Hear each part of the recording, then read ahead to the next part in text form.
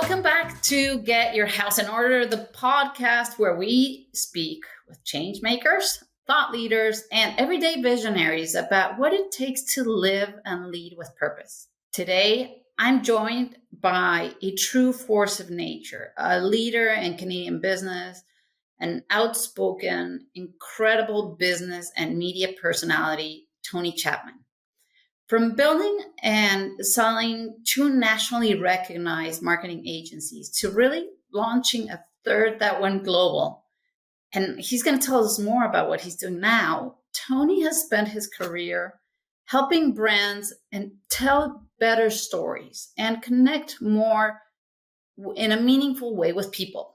He has a special thing. He's a magical person.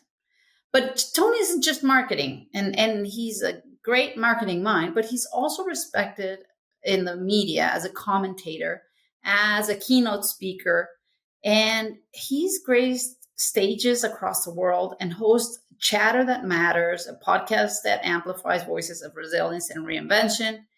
And we thought having him today here with us would be incredible, timely, because our country, our institutions, our leadership are being tested. And Tony brings a bold, uniquely Canadian voice that challenges us all to do better and be better.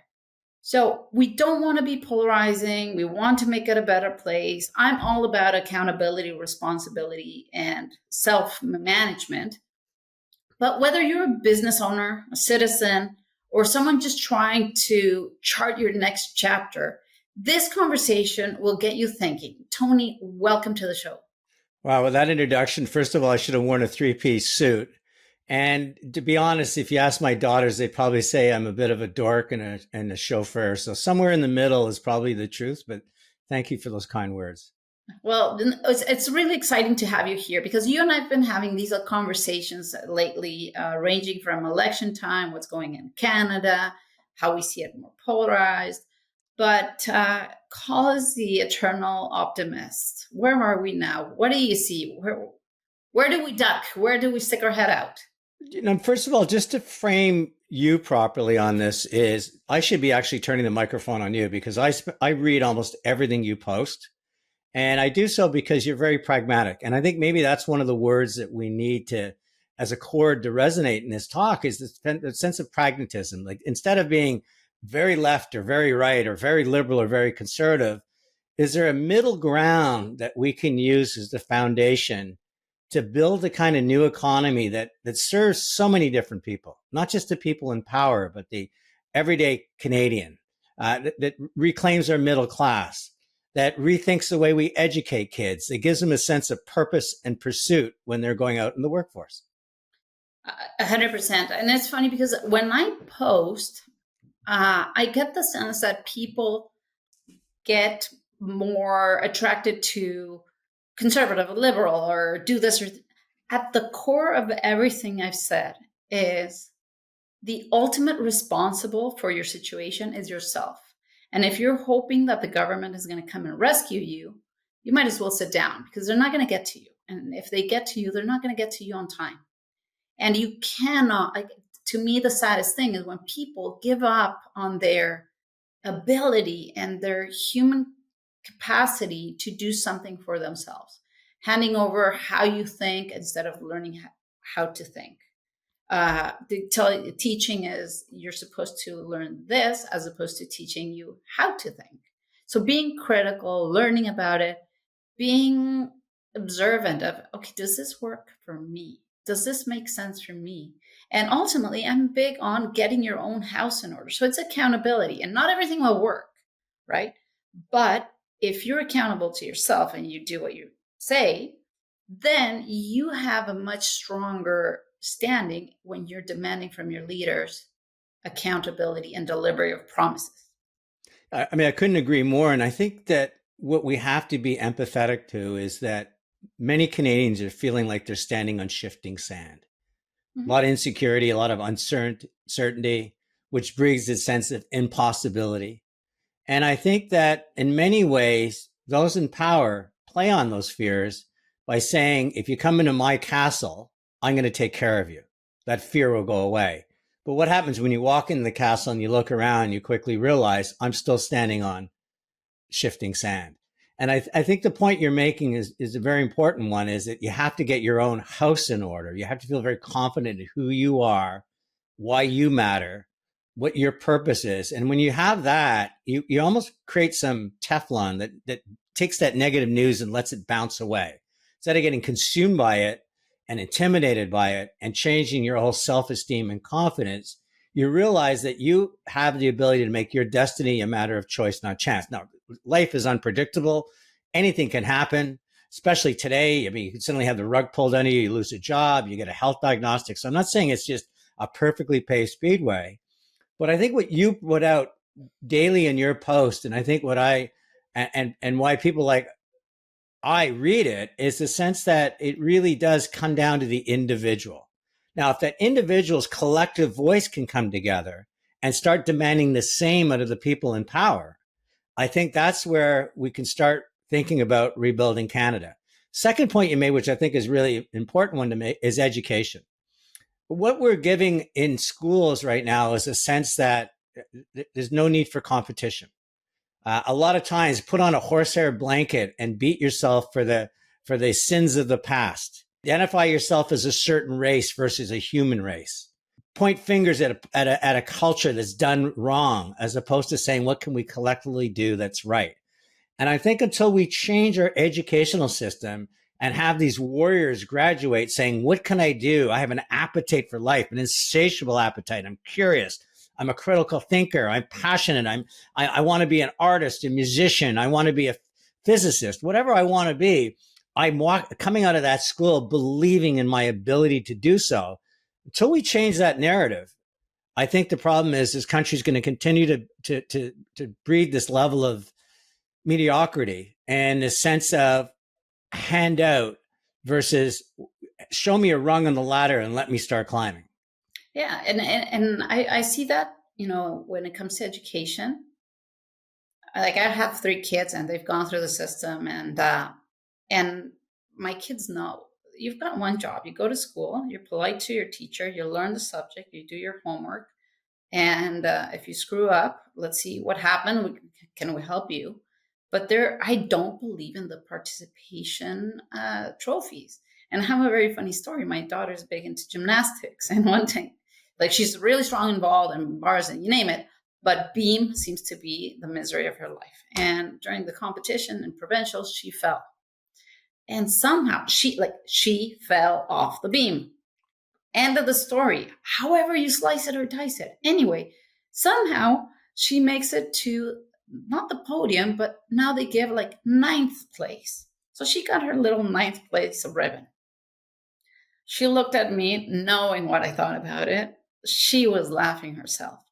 The little ribbon somehow got into the washing machine and then it shrunk. So now we have it on the wall just to remember that there are no points for second place. And just, you don't need to be cruel to people, but you need to instill the appetite and the drive and I believe in you as a human being, and not everything will work and not everyone will be as successful as, and there's always going to be someone richer and there's always going to be someone more of that other. But you need to not give up on yourself and wait for the teacher to pass you, the coach to give you the little ribbon, or the government to feed you. Because if you give up as a human being, what are we talking about? Yeah. I mean, this is this sad state of society. A great quote somebody told me one time: "Would Serena Williams ever become one of the world's greatest athletes? Some say the greatest athlete, if they had never kept score."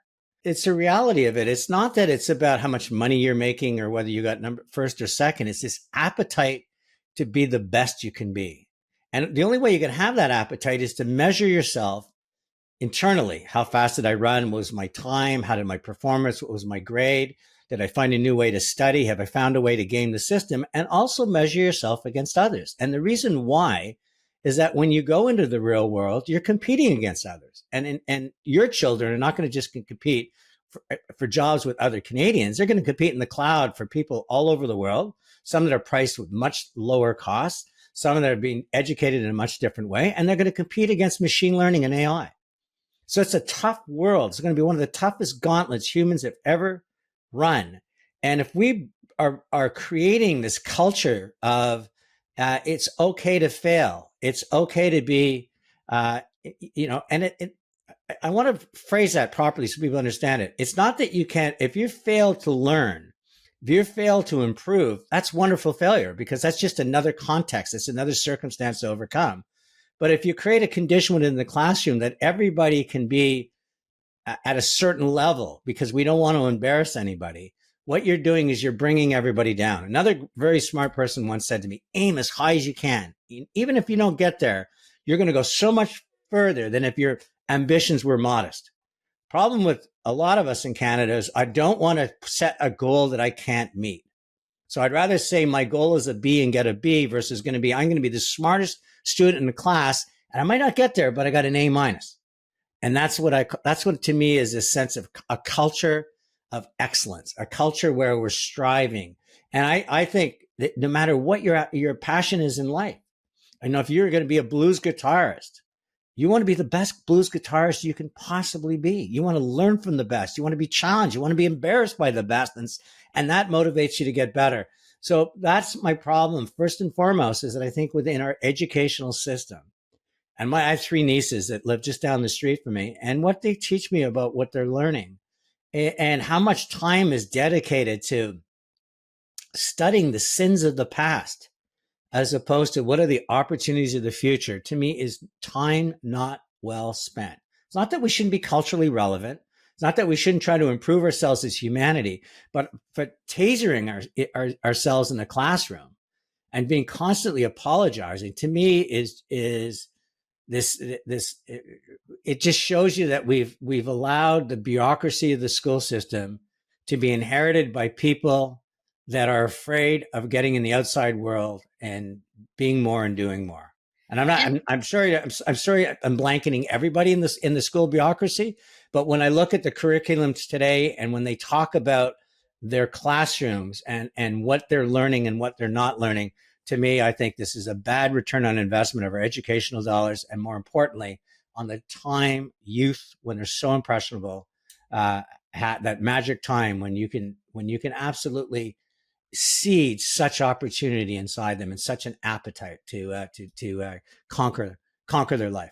And it goes back to, giving up as a human being. I know, I see it. Not every family has a level of sophistication that we are blessed to have, or the opportunities we've had in life. And that's where I think that the loath 1% is responsible. We want to make this a better place. I know very few people who are apathetic, and I try to avoid them. But generally speaking, everybody surrounding me are people who, if you tell them how, they will lend a hand. If you show them how to mentor, they will help that person. And it's regardless of color or social status or economic situation. If somebody says, hey, help me, if I can, if I can, I will. And if I can't, I'll direct to somebody who could do that, right? So there is social mobility that is required, but I'm a big fan of teaching how to fish, not handing the fish. And when it comes, this is a great example of it. This is another story that I learned one time. Was a friend of mine that came from Uganda, and his parents were immensely wealthy. They actually hosted the royal family anytime they're in Uganda. And the Idi Amin came in, and he was South Asian, and they basically kicked out everybody and all their wealth, and they had to reinvent themselves. And he chose to come to Canada. I said, why Canada? He said, well, in Africa, the 2 things that we were always concerned about was the size of mosquitoes. They were like the size of golf balls, and many of them carrying disease. And that most people on the continent, all they could think about is water and their next meal. And I looked at Canada and I'm going, well, with ice, you've got plenty of water, and with ice, you'll have no mosquitoes. And he did, but he said, here's the difference. When I came here, the difference between Africa and Canada is Africa, you're lucky if you get 1 meal a day and you focus everything on getting that second meal. In Canada, you expect to get 3 meals a day. And I think we've really lost it because it's nothing to do with your education. I mean, this country was built with immigration that came here, that cleared forests to grow. That my neighbor behind me has broken English. He owns 4 uh, uh, 4 duplexes in the beaches, and he was a laborer. And he worked and he saved, he worked and he saved, and he created. And I think that work ethic is missing. I think the sense of what you need to do to survive, what are you willing to sacrifice for your next generation, is often missing, because anytime we're a little hungry, the government seems to give us a handout. And I think that if you take a wild animal that had to hunt to survive and you bring him to the zoo and every day you feed him, I think it becomes a very different condition. And I think for a couple of generations now, we've almost been treating ourselves like we're in a zoo and we're expected to get 3 meals a day, healthcare, and every time there's an election comes around, next thing we're going to get is free dog care or free dental care or free pharma care, and all of But it it's borrowed not on the backs. free. It's It's not. all borrowed on the backs of future generations. But our culture mentality is, why do I need to work for it if I can get it for free? And that's history in the making. History repeats. We get to be very. If you've ever the apocalypse or the four horsemen, if you ever read this philosophy, is when a culture gets to be so wealthy, we start celebrating our chefs. They become rock stars, and indulgence, and our feasts. And then before that, the haves and the have-nots continue to divide, and the haves want to continue to take more from the have-nots, and then society collapses. And I wonder if we're just repeating that right now, because I see a handful of people getting immensely wealthy beyond anything you could ever imagine in 10 years. I mean, trillions of dollars of wealth have been created with anybody that got in early on the collection of, and monetization of data. And yet, at the expense of what? It's the expense of a lot of people suffering. And is it because they've taken it all, or is it because the people that are suffering no longer have the same appetite that our forebears fought for? I don't know, but I do know as we stand as a society, I start with education, but I also end with our political leaders that I think feel very confident in their ability to promise and present as their path to power, versus looking Canadians in the eye and saying, if we really want to be something special, we're all going to have to collectively work together on a national agenda. And I'm sorry if your province doesn't agree or if your values aren't aligned, but this is our path. This is our path to prosperity for future generations and our path to paying off the debt. And this is your only passport that you need to follow if you're Canadian. I just don't think we have that kind of leadership. And the challenge I find is that you can tax people till the cows come home, and those who are a million, a billion, a trillion, to them at some point, like, first of all, they've planned outside of Canada, and I think that taxes is not the solution. I wrote an article many years ago that went actually pretty viral, where I said, listen, Peter Monk did not have to donate $100 million, but there was the empathy. He understood that where he came from. He understood that giving back to Canada, everything he got from Canada, made it attractive, right? You have the Peter Gilligans, those guys that they're running out of walls where to hang their names. But that's where money goes straight to the cause, and it makes it a better place. Put $100,000 through CRA. By the time it gets to the cause, you've paid 75,000 employees, and they're still not happy, and the problem is still not solved, right? So to me, it's how do you talk? You get more with honey than attacking people, and how do you prevent the middle class that is actually the backbone, the business owners, the engine of Canada, to stay here? Like in the last few weeks, I've been getting calls and more calls and saying, enough is enough. And they're getting out of Canada.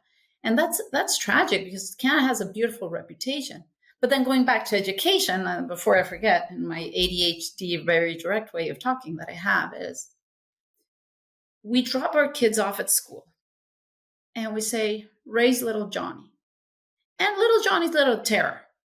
Don't yell at him, because you're hurting his self-esteem. If he's kicking you, he's expressing his emotions. So you can't fail him. You can't discipline him. But I expect nothing but straight A's from Johnny. And if it's not that, then the teacher is incompetent and the union ties the teacher's hands. and the kid is not learning, but he has to pass because we can't fail, right? And I find that is one of the starting points for where we are right now. People demonize the concept of failure. And in my world, failing is making a mistake, but failing is not fatal until you stop trying. Yeah, right? that's a great way. It's a great way to present it. And in my faith, a mistake is really you're aiming here, right? And you missed it. So it's a missed take. Try again. You have your bullseye. The second one might go here. And maybe the third one you go, with a team and you actually hit the bullseye, right? So it's a mistake. Nothing is fatal. Failing is not fatal until you stop trying and you say, now, there are situations where you can't be banging your head against the wall because you might create a hole, and that's not a good idea either. So let's not be stupid. But if you don't let people fail, if everybody's entitled to pass, if everybody is so sheltered and so puffed up with really fake protection, because once you're out in the real world, when you don't have your mom or your dad to protect you, when you don't have your teachers to say, oh, you're a great job, Johnny, and you have an employer, and right now the economy is shifting and it's going to be tightening and people will lose jobs.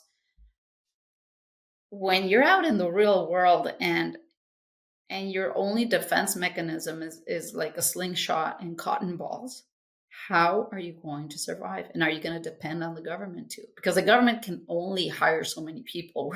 We're bursting at the seams. And part of my big beef with the current situation is we don't have a budget. So we're still spending. And to me, the budget it's not supposed to be good or bad. It's really a measuring tape as to, I said I would do this. Am I doing a good job? Am I doing a bad job? That's any healthy business. And people say, That's you're a being, great, that's yeah, a go ahead.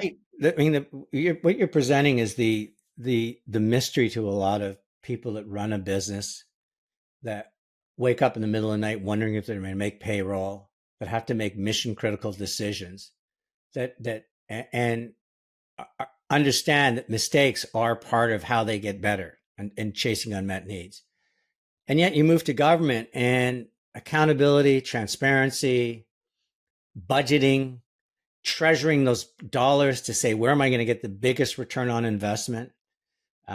Making organizational change when somebody fails to meet expectations all seems to disappear. And I think it really comes down to that, because it's so easy to borrow money to cover mistakes. I remember running an agency and a time when money just flowed. I mean, you sometimes challenge yourself. How could I spend these clients' budgets that were so big? And you made a lot of mistakes, but you could just cover them up because this money just kept flowing in. And then when the wind changed and we suddenly got an economic slowdown and those dollars weren't flowing in, and it really exposed how inefficient you were, you had to quickly improve and tighten the ship or that ship wouldn't succeed. It would sink. And I think that governments never had a moment where they're not awash in money. So I don't, I always said if I ever wanted to come back as a Santa Claus, I'd come back as somebody running the liberal government, because you could spend at will. You can bring smiles to everybody's faces wherever you show up. Within Canada, around the world, you can hand out these massive presents, because I don't think you have any true relationship with both the how hard people work for their tax dollars and what it means in terms of boring on the backs of future generations. It's not done maliciously. It's not done with intent to, like the conspiracists saying they're just trying to bankrupt the nation. I just think they've lost a sense of context of what taxes are, how hard people have to work to pay taxes, and more importantly, what it's going to mean for future generations when, $1 billion a week has to now go in just to servicing the federal debt.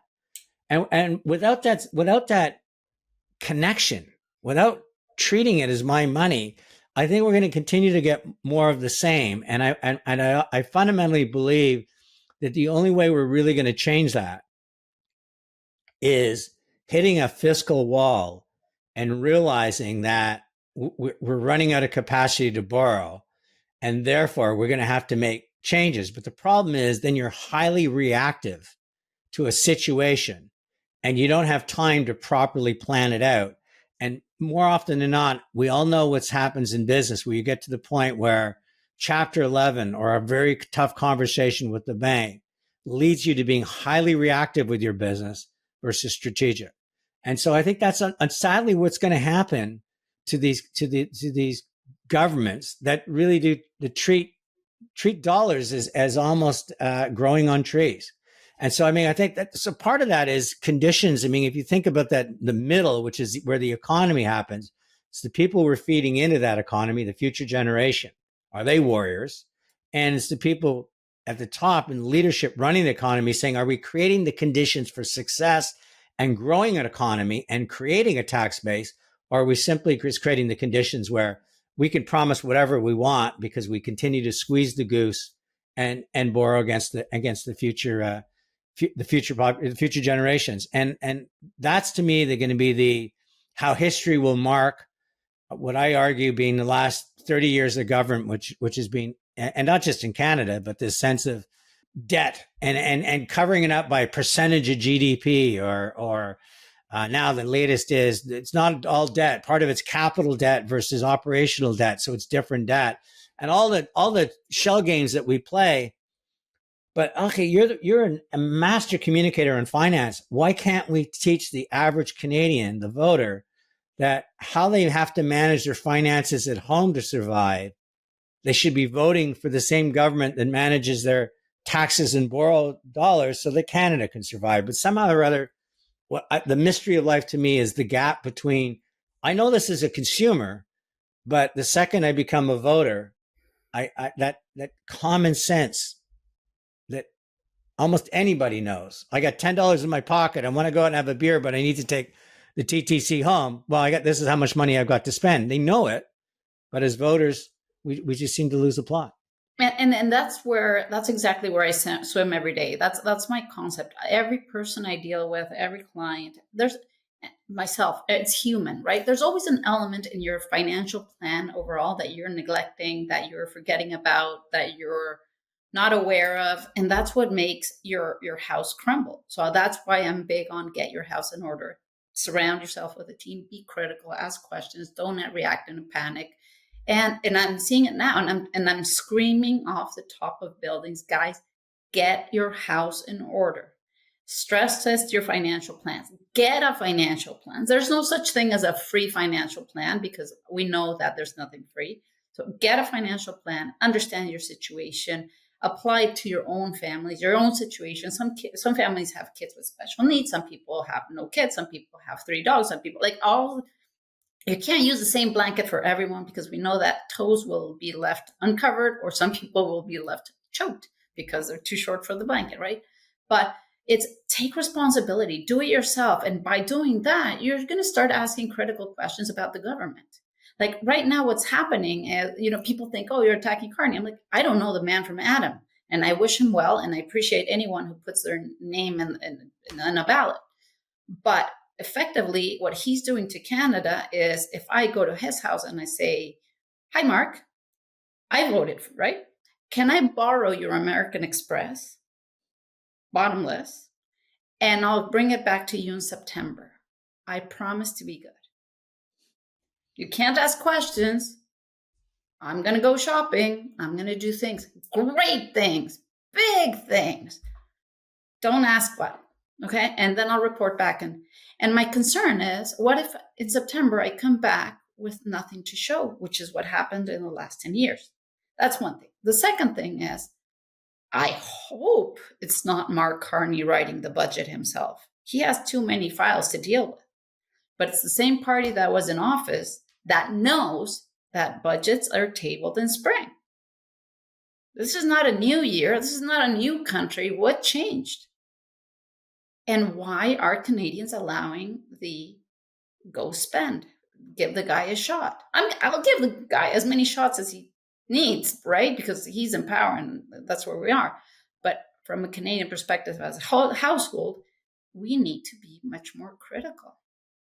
And I know that regardless of party, if you start doing that yourself, you start voting for people who think like you, who are fiscally responsible, who know that If there's a family who can't pay taxes and their house is going to be foreclosed, I know that that $1 million house or whatever it is going to do this for Canada, and it will destroy that family. So what are we talking about here? Again, that's why you're so popular on LinkedIn, because you break it down in metaphors like the American Express card. What I think we've got to be honest with ourselves, and this is going to drive a lot of conservative voters crazy. I think Canada's moved to a one party. I look at the conditions in terms of, and I give liberals full credit because they're master strategists, but they are in control of the media, most of the media. They certainly have brought a lot of people into Canada and continue to do so against a lot of people in opposition, not because we don't want immigrants, but we don't have the infrastructure ready for them.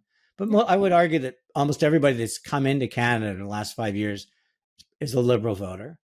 Everybody that works for government and depends on government, most of them are going to have to believe a liberal government because they know their jobs are safe. Again, I don't blame them for that. Safety and security is the basis of human motivation.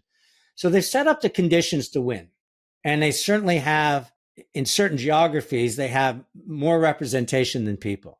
And I don't see them reforming that for a long time. I think Quebec really likes the power they have beyond their population. So we're going to be it's very possible we're going to be in with one party for the foreseeable future. And I would be bold enough to say, I can't possibly imagine them losing. If they didn't lose the last election after the last 10 years that we witnessed, it's going to be pretty tough. So we have Mark Carney, we have the Liberals. Do we just sit back and allow them the special warrants, and do we allow them to go along without budgets? Or do we collectively organize as a population? And this is where apathy comes in, because Canadians don't tend to come together to express their points of view unless it happens to be an international hockey tournament, maybe the Olympics. But it's not like we're a collective uprising when BlackBerry went bankrupt. One of the most exciting technology companies in the world, equal to Amazon in its day. We don't seem to collectively get angry when there's protests taking over our highways and our train stations and say enough is enough. We want this stuff to stop. We kind of just go back into our shells and kind of turtle shells and stick our head up and going, has it all gone away? So I think if we're going to be in a one party system, the only way it's going to work, in my opinion, is that if collectively Canadians start really expressing what they think matters most. And I would hope that we can get, at the very least, Canadians to say, I want a budget, because those are my tax dollars and those are the dollars you're borrowing on the backs of my children. And I don't like special warrants. I don't like you get what's supposed to be emergency funding, $74 billion being handed to you without any scrutiny in Parliament. I don't like that. And I don't like the fact when our Auditor General points a finger and says there's alleged misappropriation, conflicts of interest, even a hint of corruption, that we refuse to acknowledge the Auditor General and provide the papers and make the changes to prevent it from happening again. That's what I'd like to see Canadians collectively voice their opposition to. And that, I don't care. Like you say, well, that's just your anti-liberal. No, this is what I want as a citizen for whoever happens to be in power. I just happen to believe that the Liberals will be in power for some time to come. And I want to see that change, and I also want to see the criminal system change. Like it's sad. Canada has an incredible reputation, and we're still really riding those coattails, because Canada is a place where you can leave your door open. Canada is a place where people return things. Canada is a place where people say sorry. Canada is a place where people lend a helping hand when, at 9/11, we welcome people in really far away. Well, now we even have a musical about it. People, when the blackout in 2000 and call it 3/4 happened, random people were offering people rides to their homes and making, opening the fridge and so on. Right now, you have to look over your shoulder. There's a drug addict. There's if they come and break into your house, just cooperate and let them run. If they steal your car, they can't do anything about it. Just let them take it. It's too dangerous for the police to go and get your car back. What is this happening? And Well, again, you've got yourself a situation where you and I would both steal if our kids were starving. Now, there's a criminal element out there for sure, and we're not treating those violent criminals the way we should be. That's one issue. yeah, And we got to get real tough with that. And we got to get real tough with organized crime. We got to get real tough with what the Auditor General is alleging. There's even organized crime within the government. We got to get tough.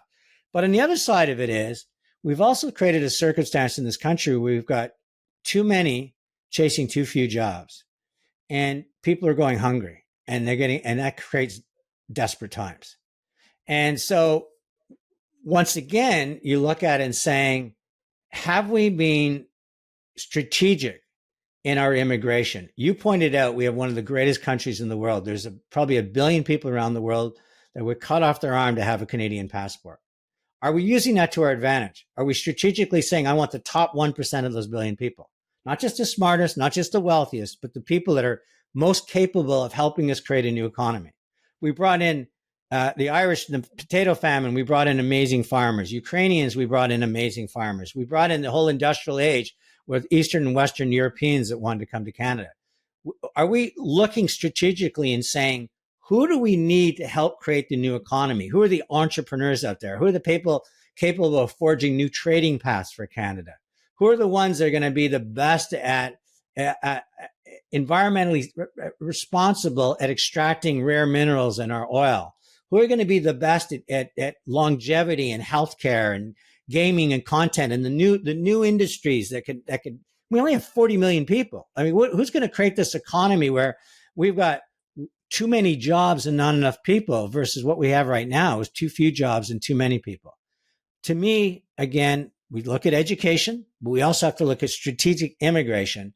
And what I saw in the last 5 years is, let's run the table on immigration. One, because we had this illusion it would immediately contribute to our GDP. And two, let's make sure we're getting people that have a propensity to vote a certain way. And to me, an immigrant that gives up everything, all they know, to come to Canada, thinking the streets are paved in gold and an opportunity, and they come here within 30 hours, this Canadian dream goes to a nightmare. It's complex. It's chaotic. It's not affordable. What do you mean my engineering degree doesn't work? I ran a chemical plant in Pakistan. What do you mean I can't get a job because I'm not qualified according to your union? So we've got to sort out our immigration strategy and turn it to our advantage. It's quality, not quantity. And we got to take the fact that every immigrant comes here has got passion and desire and insatiable appetite, create the conditions for them. Just create circumstances for them. And I think if we could have a meeting in the middle on that, but that goes back to the word that we started with. It's that pragmatic thinking. Look out in BC. We're just giving China billions of dollars to build boats with Chinese steel. Now, it's like a dystopian nightmare. We've got a steel industry that's hemorrhaging in Hamilton because of the tariffs in the United States. We've got capable workers, and yet we're going to go to China, give them our money, borrowed money, to build boats that they're going to sail across back to here with completely fabricated in China. How's that possible? How is that possible? Because we're not pragmatic in our thinking. And if you like, so many things. If you ask the business owner, the medium guy, right, for ideas on how to use it, we are creative, we are versatile, we adapt, we'll figure it out. You need to diversify. We know that. We're highly dependent on the US. Compared to the US, we're a sneeze. Okay, we're nothing compared to the power of. And I did post something like, don't underestimate negotiating from a position of power. In the US, it has all the power. We are like the little sneeze that they can, and they're not doing anything to hurt Canada. They just happen to take Canada out because of their size, right? So that's what the other. If you give incentives to the business owners, to the middle class to get creative and subsidize whatever you have to subsidize and promote and do loans and so on. Let's diversify. Let's spread our the fact that the US is putting tariffs on Canadian products to Canada immediately is not the prices don't go up in Canada. The problem is now we have to figure out where to sell, where the heck we're going to sell all our stuff. Let's get creative. We need to ship our uranium here. We need to sell steel there. We need infrastructure. We need schools. We need hospitals. We need all these things that we need for all the people that came in. But as someone in development, who the heck is going to give up real estate when the permits are going to take 3 years to come out? Who the heck is going to do something when you have to deal with unions that block absolutely every step of the way? Why would you do that? And if you're not giving motivation to the middle class to be creative, what's your solution? Hiring more government? Look at the fiasco happening with CRA. They couldn't even pull the slips this year. All the poor accountants were pulling their last 3 hairs out. I hug each and every accountant this year because they're still not done with their filings, because CRA, that is overly inflated already with people, couldn't get the job done. So it's not a matter of hiring more. It's hiring competent people, right? So there are so many that it's disorganized. And the problem is, as you said, organized crime is by definition very organized. Yeah. And they're beating the zoo we have in government. So and certainly the allegations of it, and so, I mean, this, and this is where you listen to something like this and you go, well, I guess there's no opportunity left, but let's leave it with this. There's 40 million people here. We have an abundance of intellectual wealth, emotional wealth, creative wealth, and natural resources. We share a border with the largest economy in the world. We have a reputation around the world as being fair and decent people. We have a balance sheet as indebted as we are, in better shape than most countries. All we need is vision, leadership, but an honest conversation with Canadians going, we're going to spend the next 10 years digging our way out. But 10 years from now, your kids are going to have a better chance than they do right now. I think most parents would sign up for that. We signed up for it in the past. Every immigrant that comes here, more often than not, are doing so because of their children. Everybody that worked 2 or 3 jobs are more often than not are doing it for their children. We just have to have that honest conversation, and we got to pick our bets, and we got to go after it. We should be a superpower in food, superpower in content. It's a great example. I'll end on this one. So right now, the CRTC is suing Netflix, Apple, and Amazon, saying you need to produce 5% of the fees you earn in Canada has to go to Canadian content. And I was asked about this in the media. What do you think? I said, well, listen, this is a culture of being a victim. But what if the content industry looked and said, what do those 3 things have in common? Global distribution. Global distribution. So if I create the next Downton Abbey, the next Jerry Seinfeld, if I correct the next White Lotus, I could distribute this around the world in seconds. I don't have to bang on television networks anymore. I don't have to get through. I can just put it out there. So why, instead of asking them for money, am I not creating capital pool in Canada with our content producers, many of whom dominate Hollywood, they dominate the Grammys, and bring it back and say, let's produce some great content. We've done it in the past, and let's start populating Netflix and Amazon so they're lining up to buy more of us. So instead of 5% of the fees, 30% of the fees that they earn in Canada, they're happily giving to our content industry because we're producing content that the world wants. That's the mentality we need as a country. Superpower in food's great to say. Elke, when we ship grain through our ports in Vancouver, you can only ship grain when it's sunny out because the grain will get moldy. And you pour it into the ship's open air.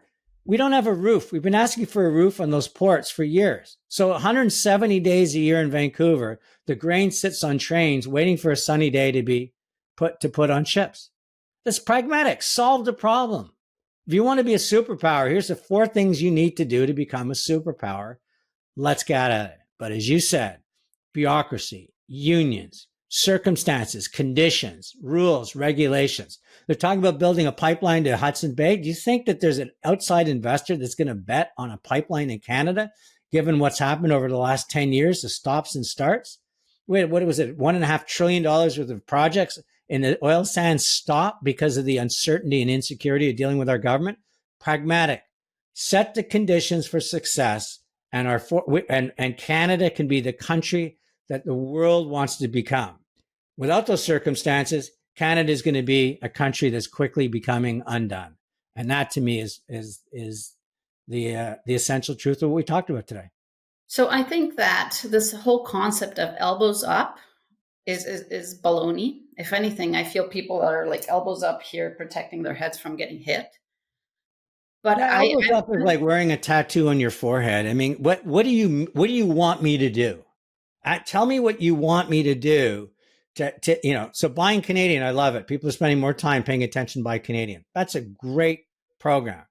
But the other elbows up is, why does every entrepreneur get to a certain size in Canada, can't find capital, and they go down to the States and they build it there?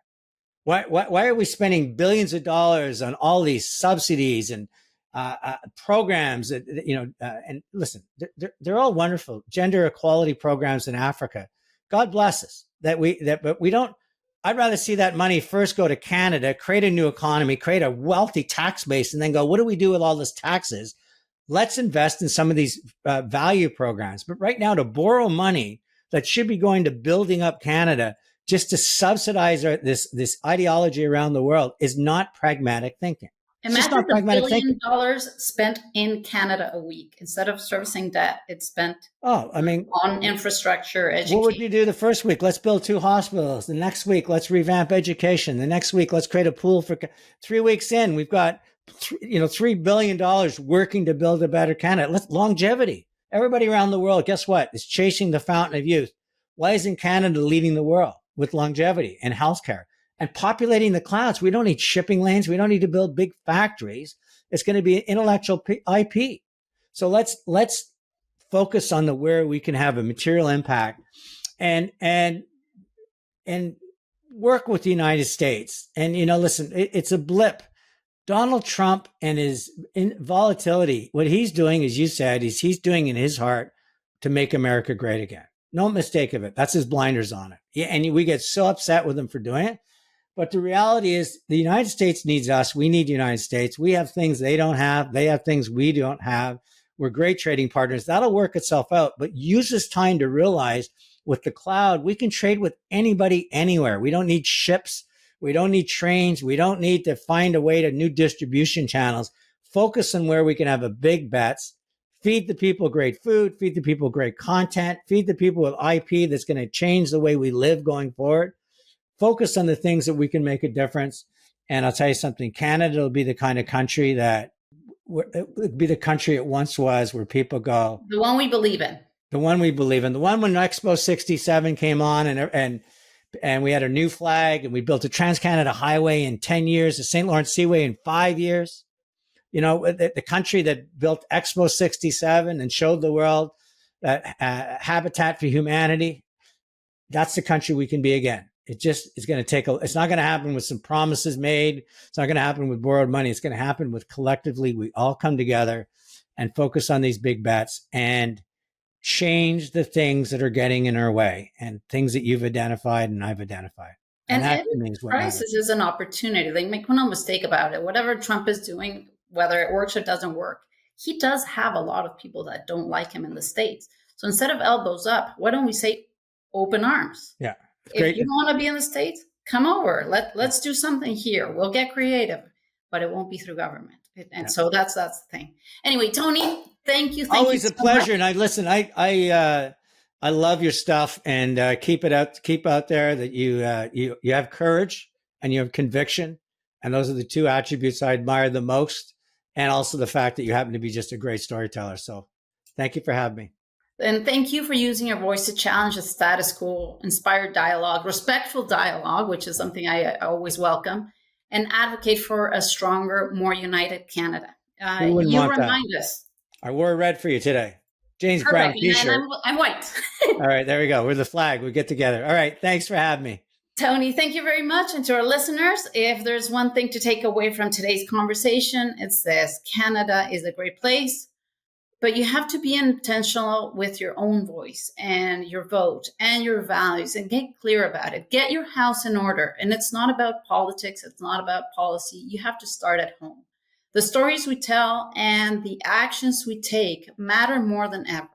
Until next time, stay clear, stay kind, and take care of your house, inside and out. Thanks, everyone.